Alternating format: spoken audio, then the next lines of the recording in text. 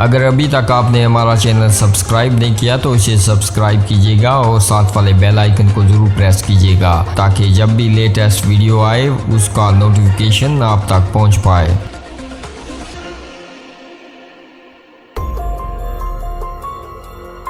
بسم اللہ الرحمن الرحیم۔ السلام علیکم ایرج اسٹار ٹی وی کے معزز ناظرین، پارلیمانی حلقوں میں نئی بحث شروع ہو گئی کہ عبدالقیوم نیازی کیسے وزیر اعظم آزاد کشمیر منتخب ہو گئے۔ ناظرین، نو منتخب وزیر اعظم آزاد کشمیر قیوم نیازی اس عہدے کے امیدواران میں ہی شامل نہیں تھے اور انہیں کسی رسمی انٹرویو میں بھی نہیں بلایا گیا تھا، کیونکہ بطور امیدوار سردار تنویر الیاس، بیرسٹر سلطان خواجہ فاروق اور اظہر صادق کا انٹرویو ہوا تھا۔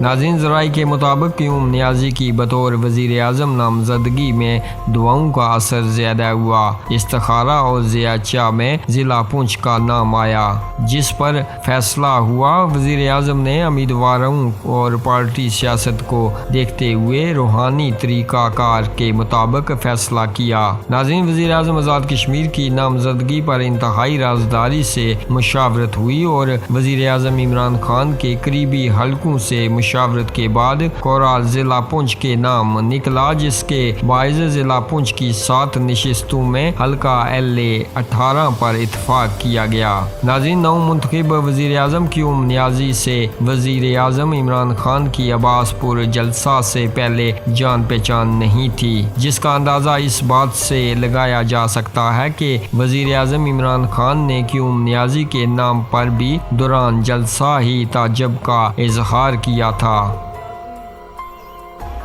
عبدالقیوم نیازی یہاں کیسے آ گیا؟ یہ میں بڑا حیران ہوں۔ ویسے ہم نیازی ساری جگہ پھیل گئے ہیں۔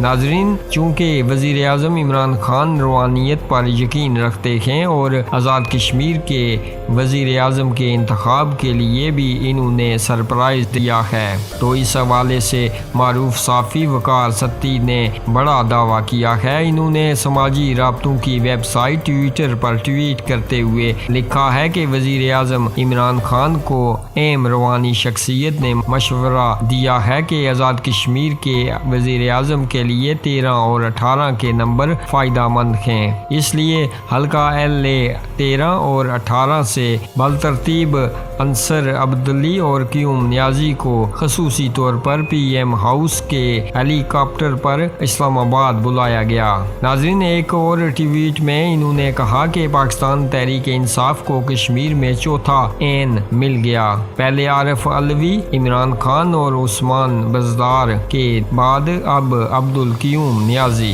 ناظرین، واضح رہے کہ ایک اعلیٰ روحانی شخصیت نے عمران خان کو ہدایت کی تھی کہ آپ کے لیے عین کا لفظ اور 13 یا 18 کا ہندسہ بابرکت رہے گا۔ اس کے بعد LA-18 سے عبدالقیوم نیازی کو وزیر اعظم آزاد کشمیر نامزد کیا گیا۔ ناظرین، اس سے قبل خواجہ فاروق احمد کو آزاد کشمیر کی وزارت عظمیٰ سونپ دیے جانے کا امکان ظاہر کیا گیا تھا۔ 2 روز قبل وزیر اعظم کی زیر صدارت آزاد کشمیر کے 9 منتخب اراکین کا اجلاس ہوا تھا، جس کے بعد عمران خان سے بیرسٹر سلطان محمود، خواجہ فاروق، تنویر الیاس اور اظہر صادق نے الگ الگ ملاقات کی تھی۔